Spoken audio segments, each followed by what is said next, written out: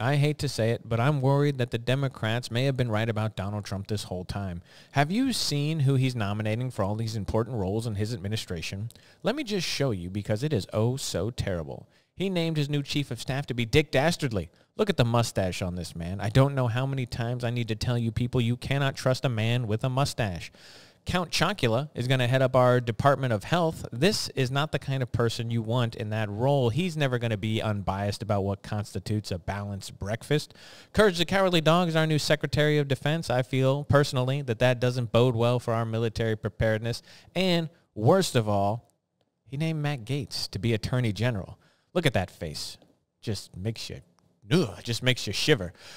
The Democrats' fear-mongering may have even undersold this kind of cartoon catastrophe, or like normal, perhaps maybe it's just all in their heads. I'm Tyler Chrestman. Welcome to the Chrestman Conversation.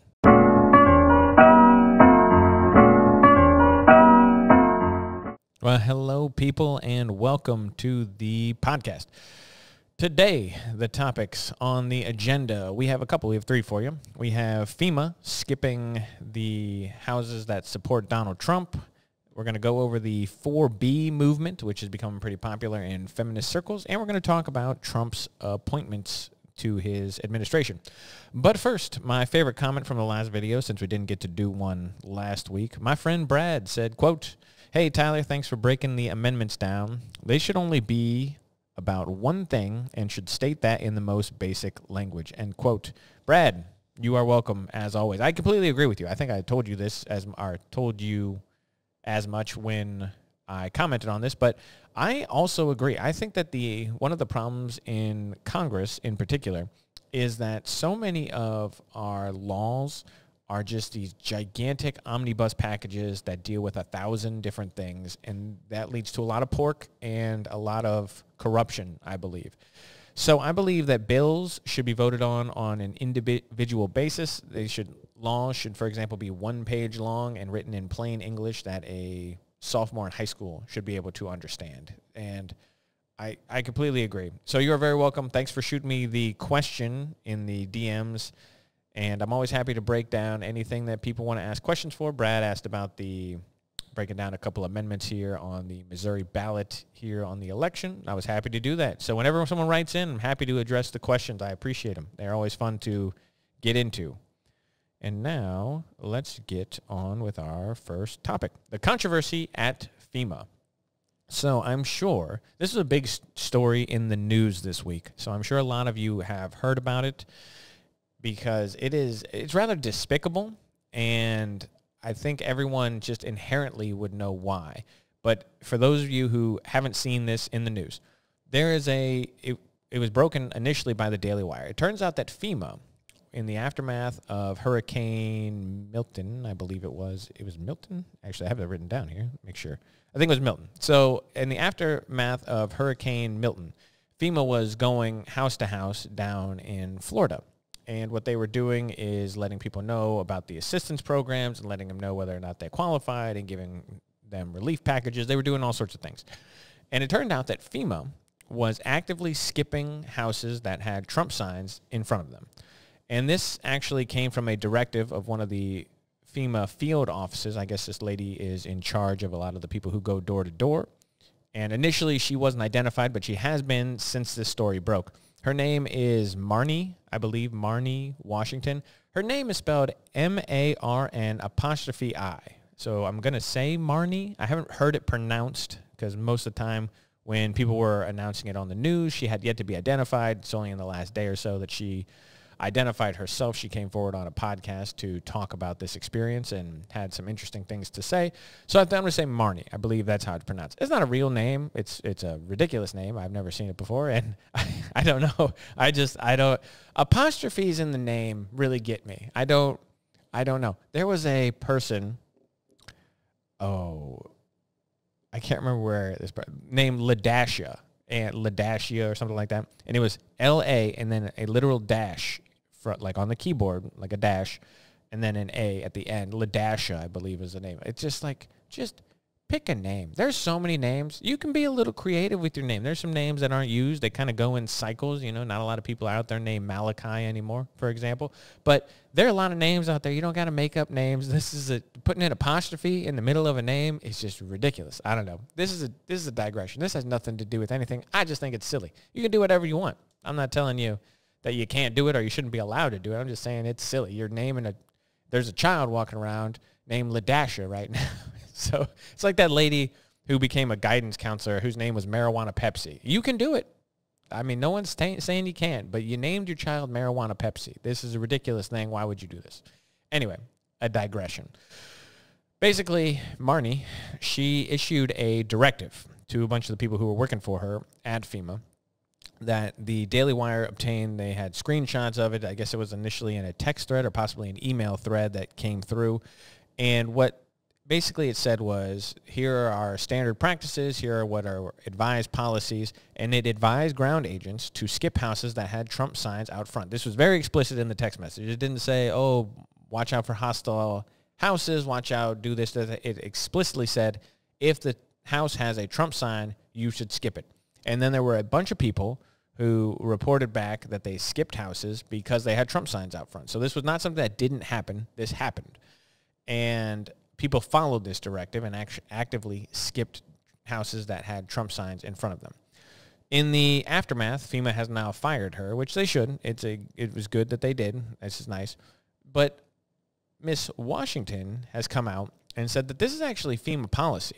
This is not something that is spoken of a lot, but she said this is absolutely FEMA policy, and she didn't do anything wrong and is really trying to say this is what FEMA would want. And basically said that FEMA has a policy to avoid, and this is the quote is politically hostile homes, and that Miss Washington is actually just a scapegoat. Now, I think that it's a little ridiculous to say that every house that has a Trump sign is politically hostile. I don't know where you're getting that information from. It sounds like you need to get out more, because considering the fact that the majority of Americans voted for Donald Trump, it sounds like they're probably not politically hostile. They sound like they just disagree with you. There's a FEMA administrator named Deanne Criswell, who she was the one who got tasked with putting out a statement about this incident. She said, quote, "This is a clear violation of FEMA's core values and principles to help people regardless of their political affiliations."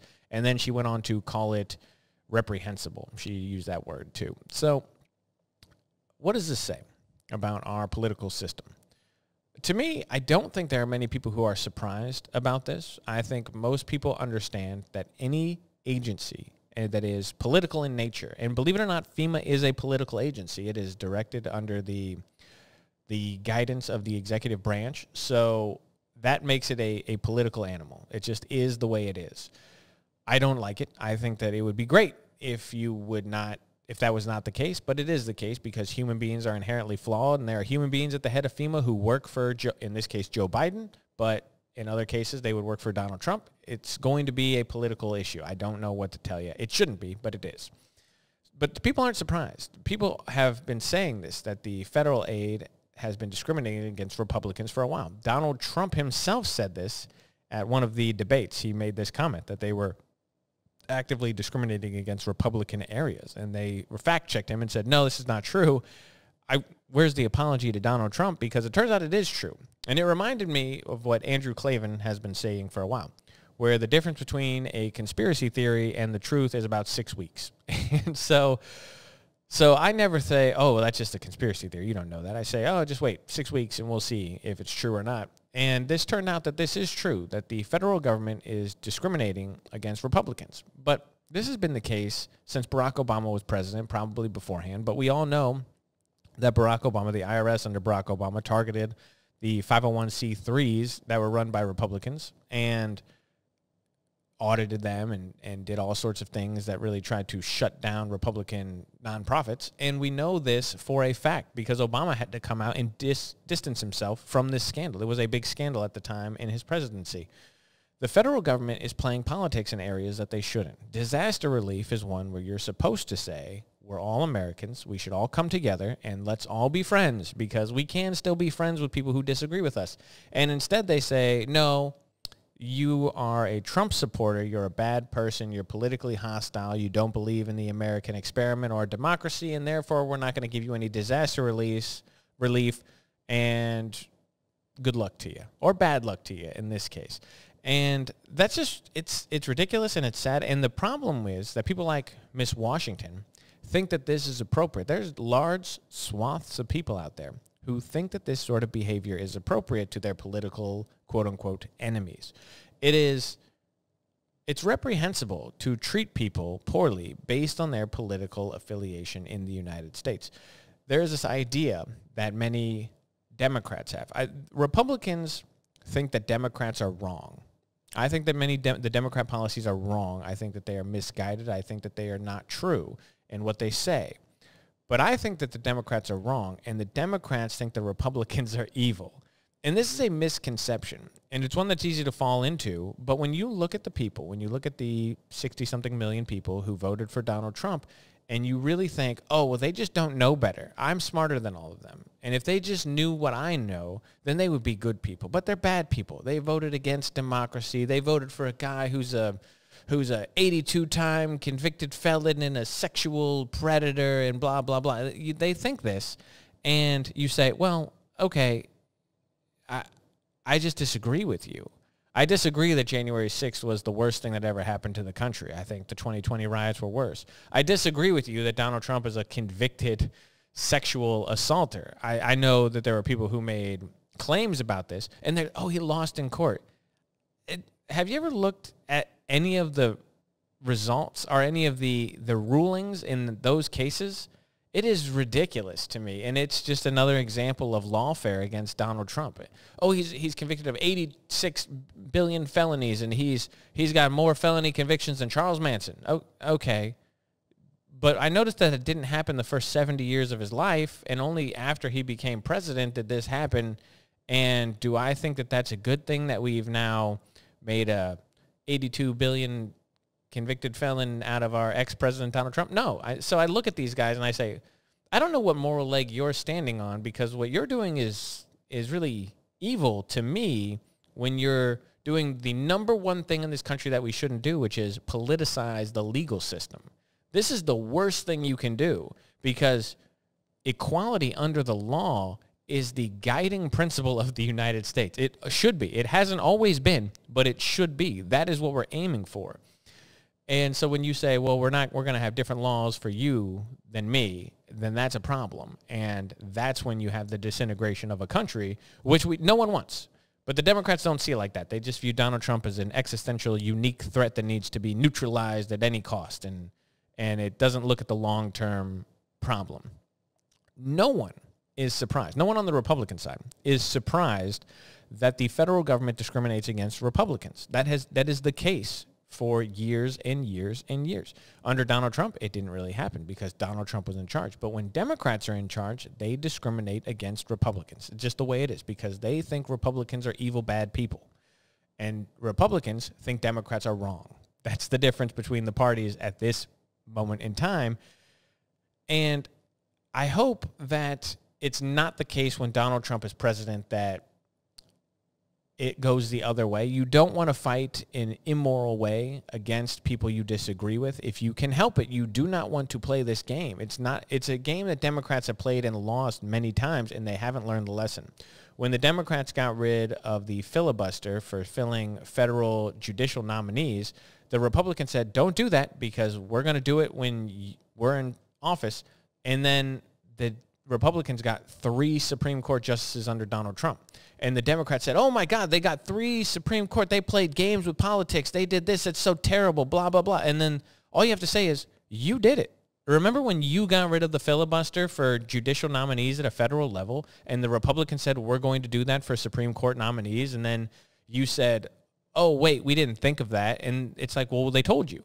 Now you're saying, people say, oh, well, the Republicans, when they get in charge, they're going to use the justice system, or they're going to use the federal government to discriminate against Democrats. And I'm going to sit there and say, well, they shouldn't. But there's a large section of people who will say, yeah, because you did it. And you don't want to be that person. You don't want to be the people who start this and play the game of Russian roulette. you pull the trigger and there's an empty chamber and you say, oh, it's fine because I started the game and it's all good. And then eventually you have to pull the trigger again, or the trigger's pulled against you and you wind up getting shot and you say, oh, how did this happen? Well, it's like, well, you started the game. And when you started the game, it went poorly for you in the end because it's a game that you shouldn't play in the first place. You shouldn't play Russian roulette. I'm going to make a controversial statement here on the podcast. Don't play Russian roulette. It's a bad game to play. You shouldn't be doing it. It's not good. I know the red bandanas look cool, and when you see it in The Deer Hunter, it seemed like a fun time, but you shouldn't be out there playing with guns, people. It's bad. And you shouldn't be playing with politics. You shouldn't be playing...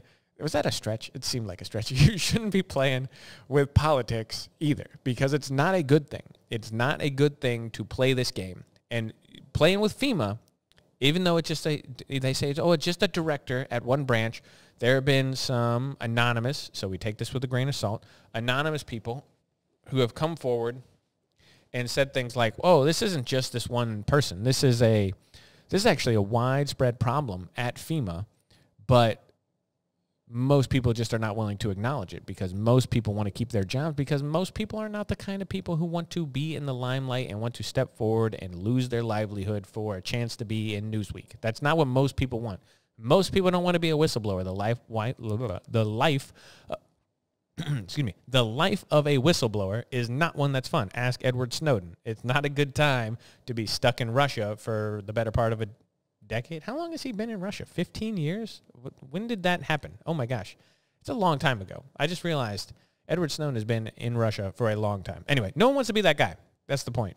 Don't play games with politics. That's the point. That is the takeaway here. It's a bad thing. Democrats don't do it. Republicans don't do it. No one should be playing games with politics. It just leads to destruction and the dissolution of the union, which we don't want. Anyway, topic number 2. Let's talk. Have you heard of the 4B movement? If you are a man over the age of 30, I'm going to go ahead and say no. Also, if you're a woman, probably over the age of 40, I'm going to say no. And I think most people in between also might be a no. However, we're going to talk about it anyway because it's hilarious to me. The 4B movement comes out of South Korea. South Korea started this movement. A bunch of women in South Korea started this thing called the 4B movement, and the B stood for a bunch of Korean words, which we're not going to get into.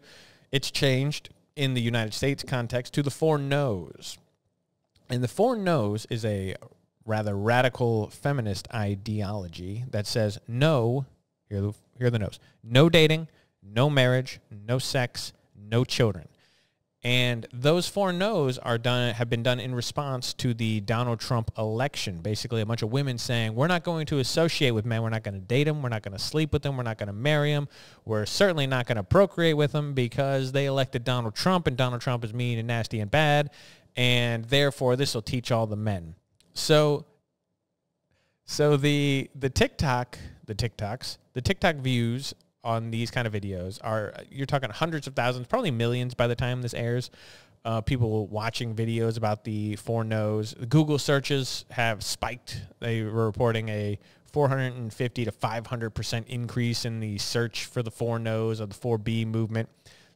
I hate those kind of things where they say there's a 400% increase because it might actually mean nothing. It might be lying with numbers. It might have gone from 4 to 16 searches, and they say it's a 500% increase. And they're like, okay, well, that doesn't really mean anything because it's 16 people, but well, who knows? So they say it's a giant increase in the spike. Actually, I forgot about this. We obtained a video here of one of these women, and before we forget, we got to play this for you. So this is one of the women in the 4B movement. Oh, look at this. Donald J. Trump is now President of the United States. President Mr. Trump, for the moment, steps away for the inaugural address. What a great honor to be able to introduce for the first time ever anywhere the 45th President of the United States of America. Oh, that poor soul. Yeah, obviously. So as you can see, they're pretty serious out there. The 4B movement is definitely a real thing. I think it's hilarious. I really do. I think that what a loss, first of all. Did you see that? What a loss for the men out there that person's taking themselves out of the dating pool. I just can't believe that men are going to have to live without that lime green hoodie in the... never mind. So first of all, I support this movement. I really do. I know everything I just said, forget it. What was I thinking? Everything I've said about feminism and then probably the disparaging remarks I just made and the hilarious video of that woman screaming that Donald Trump got elected. Everything that I've said, I just realized how much I actually support this movement as I'm speaking right here. I think that radical feminists should absolutely take themselves out of the dating world. I think that would be good. It'd be good for everyone. If you don't procreate, I think that would be best. You know, that way the conservatives can just stay out there and make the next generation. They'll outbreed you. And I like this as a long-term strategy for radical feminism, that they just stop making new ones. That would be good. That would be good for everyone involved because, you know, we could use less of that. Less of the people who are going to yell to high heavens because their political person lost. How many people? Listen, you don't necessarily want to mock anyone's mental disorders, okay? I understand that people have mental issues and they have problems, and sometimes you got to be sympathetic in this life. I feel like that's a good thing, to meet people with empathy. However, if you're a grown adult and you're posting a video of you crying because Donald Trump got elected to the presidency, and you're posting that video on social media, oh, boo-hoo, Donald Trump was elected, how can we do this? And you're crying on the internet as an adult. I just got to tell you, I just find that kind of funny. Like, you should be an adult. Adults don't do this. You can be upset. I wouldn't have liked if Kamala Harris won the election. I get it. You don't like Donald Trump. But to be an adult and to cry on social media because the presidential election didn't go your way, I feel like I just have to be the one. I'm going to put my therapist hat on for a second. I'll diagnose you. I think you got something wrong with you if you are getting this upset about politics. Listen, people are mean on the internet, okay? They are mean all the time. It's fine. That seems to be the nature of the world. You shouldn't go and just be mean to people all the time. Like, I get it. You don't want to just be a mean person. First of all, because it's bad for you if you're just mean all the time. You don't really want to just carry that around. I get it. We all make jokes. Everyone laughs, and it's fine. But at the same time, Jesus, have some self-respect. Like, don't cry on the internet. What is wrong with you? I don't get it. Listen, you can cry on the internet if your dog dies, or your mom dies, or your grandma, or, you know, whatever. If you're dealing with a death in the family, okay? If you lost a limb, and you want to cry about it, I get it. But crying about a presidential election just screams mental disorder. Like, I guarantee you every one of those persons on Paxil or Xanax, and they probably need to double or triple their dose, because if you're crying on the internet, it's funny to me. I just don't know what to tell you. I wish I didn't find it kind of funny, but I do find it kind of funny that someone would cry because Donald Trump gets elected president. I just think you've done yourself a disservice, and all these 4B movement feminists out there crying on the internet because Donald Trump is elected and say they're going to go on a sex strike. Well, good for you, first of all. Have some self-respect. You don't need to go out there and sleep with random people. And it'd probably be good for you. It might actually make you a little happier, which would be nice. And you certainly shouldn't be having kids with people you're not married to. So, you know, figure that out. And I support this. I support the 4B movement. I'm going to let that, it should be a conservative thing. I understand that the feminists have hijacked it and co-opted it, and they want to make it their own. But really, it's just a conservative thing, except for the no marriage part. We're going to take that out. We're going to make it the 3 Bs. It's going to be no sex. It was put before marriage, no dating without intention, and no kids outside of wedlock. And you say, all right, there you go. Those are the 3B movement of conservatism. No dating without intention, no sex before marriage, and no kids out of wedlock. There you go. I've just fixed the 4B movement, made it the 3B movement, made it a lot better. We really slimmed down on some of the Bs. It helps out. I'm sorry. Hold on. This is really important. Really important. We just got to do this one more time. Just Donald J. Trump is now President of the United States.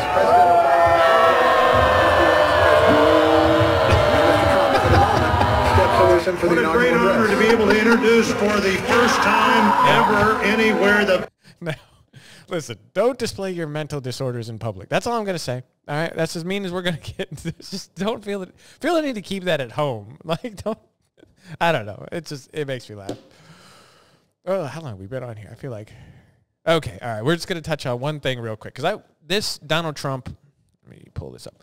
This Donald Trump, the appointments to his cabinet are interesting. So I actually, as I'm looking here in my little bullet point script, I am going to go over a couple of these. I have 0 notes written about this. I'm just going to scroll through this list from the New York Times in real time and give you some thoughts on just a couple people that have been rather controversial. Here we go. Let's do this real fast. Okay. So this is the New York Times. They have a tracking Trump's cabinet and staff nominations list. And so 8 of these 24 that need Senate confirmation have been announced. Marco Rubio as Secretary of State. I like it. I think this is good. The Secretary of State is a very important position.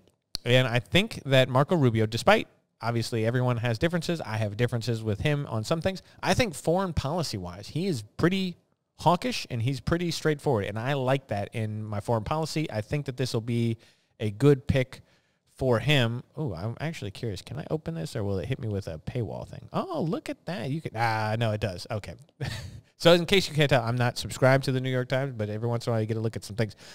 I like Marco Rubio. I felt like at one point he would make a strong presidential candidate. He obviously didn't do as well, but I'll be interested to see him in this role, and we'll see how it goes. This is one. Okay, hold on here. Let's talk about this. Matt Gaetz. I don't know about this guy. Listen, I don't want to sound like a hater, okay? I'm not trying to come out here and be a Matt Gaetz hater. I won't pretend that I love Matt Gaetz because I certainly do not. I don't like the way he behaved when they were trying to pick a Republican Speaker of the House. I felt like that didn't help anybody at all. I like Mike Johnson, but I thought Kevin McCarthy was a good choice as well, and I thought that the Republican infighting was not a good look. Anyway, Matt Gaetz has had his issues. He's been investigated, as it says right here, subject of a federal sex trafficking investigation.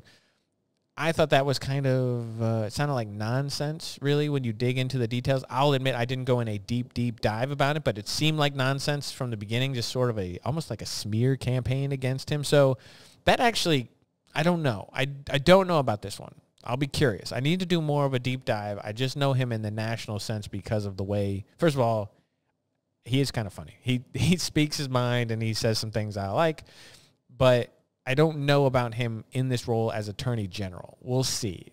That one's a little questionable to me. I got no thoughts on him. Kristi Noem. What is going on with Kristi Noem? She has done some weird things in the last year or so prior to when people were talking about her possibly being vice president. She did some weird things. And I don't know. We'll see how she is as this Homeland Security Secretary. I don't know what her background is in national security. So I am kind of curious to see her in this role. Again, this is one of the more questionable picks to me. These two, Matt Gaetz and Kristi Noem. I don't know about that. John Ratcliffe. I like John Ratcliffe. This will be fun. CIA Director John Ratcliffe. I think that's a good pick. And this one I love.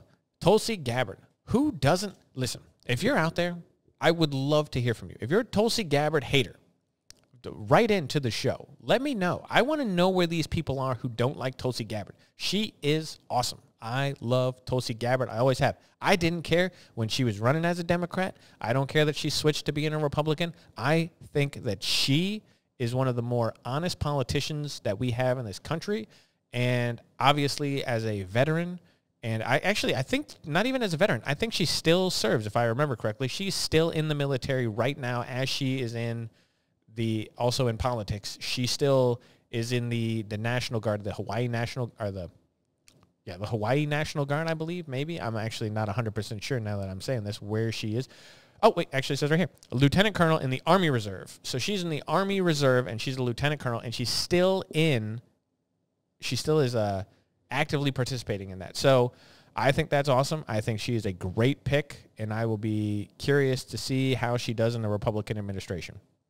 Lee Zeldin, EPA administrator, another fantastic pick. This guy is going to cut regulations a lot.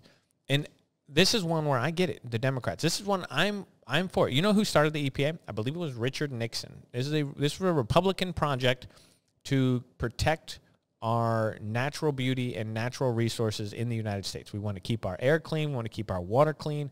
I want these things too. The EPA has gotten away from its primary mission and has become too political. There's too many regulations. There's too many things that need to be going, that need to be cut. Lee Zeldin will be good in this because you have to preserve the core mission of the EPA, which is to protect people from companies that want to pollute and stop pollution. This is great. But overregulation is also terrible, and we need to cut a lot of that red tape. So I love him in this role. Elise Stefanik, I didn't know much about her before remember when they brought all those college deans in front of Congress to testify about anti-Semitism, and she just absolutely went off. I didn't know anything about her until then. This role as Elise Stefanik, going to be the UN ambassador, is amazing because the UN is a repository of anti-Semitism and cowardice that has just not done anything positive for society in a very long time. So her going there and being the new Nikki Haley, remember Nikki Haley made a name for herself nationally by just going to the UN and ripping those guys. She's going to be good at that. I believe she will be fine in this role. J.D. Vance, we all know I love him. Susan Wiles, don't know anything about her. She is the first female chief of staff. So if that was any other person in the world, they would be making history right now, but no one's going to give Donald Trump credit for having the first woman to serve. The other one I wanted to jump down are these guys right here. Stephen Miller, hardliner. It says right here, immigration hardliner. I love it, love it, love it. You can tell he's taking the immigration issue as seriously as possible. Appointing Stephen Miller to Deputy Chief of Staff. And this guy right here, oh, baby. This Thomas Homan, you might remember him from such things as just leveling AOC at one of those congressional hearings. He is as good as it gets on the border. Just the best of the best. This is a fantastic pick. He's the guy who said, they asked him on, I think it was 60 Minutes, they asked him, what do you do? Is there a way to deport people from the border without having to go through family separation? And he sat there and he goes, yeah, you just deport them all. It was like, oh, man, he is as hardcore as it comes on this issue, and I'm here for it. I want to see what he's going to do. And then these two right here, Elon Musk and Vivek Ramaswamy, they're going to be in charge of this new government efficiency effort.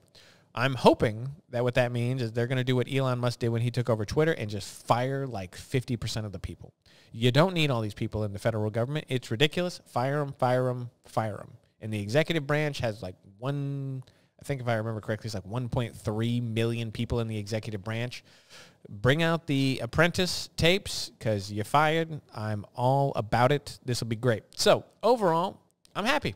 I got a bunch more picks to make, but I think he's doing a great job. All this talk about, oh, well, none of these people are going to come back, and it's going to be all these, whatever, all these new people, and who's going to want to work for him. It's got some really good people in there. So,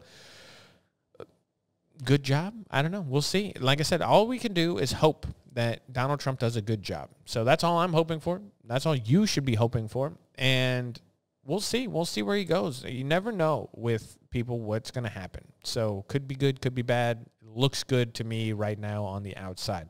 Anyway, we are going to, what's our time? 32 minutes. All right. We are going to leave it there for the week. As always, I hope you guys like, comment, subscribe, do all the good stuff, send it around. Send me some questions like my friend Brad there, and I'm happy to answer them on the podcast. It's always a good time. And until next week, I'm Tyler Chrestman. I hope you guys have a good one.